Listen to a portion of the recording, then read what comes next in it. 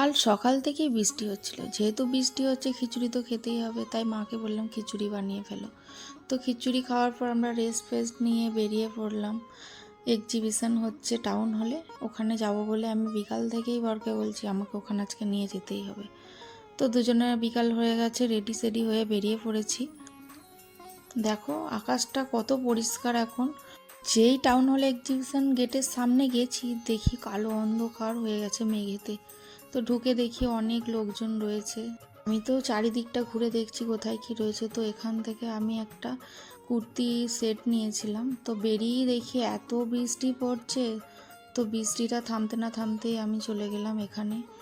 গিয়ে একটা চুড়ি পছন্দ হলো, নেবো কি নেবো না ভাবে নিয়েও নিলাম। তো এবার তৌসিফ কি বলছে দেখো।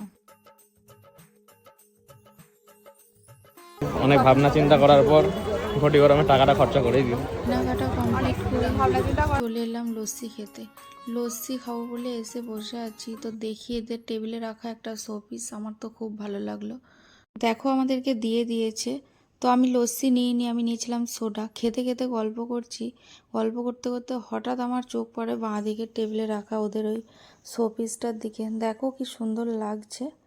তো আমাদের খাওয়া তো মোটামুটি কমপ্লিট হয়ে এসছে, আমরা এবার বেরিয়ে পড়বো বাড়ি যাওয়ার জন্য। তো আজ এই পর্যন্ত, দেখা হবে কোনো নেক্সট ব্লগে। ভালো থেকো, সুস্থ।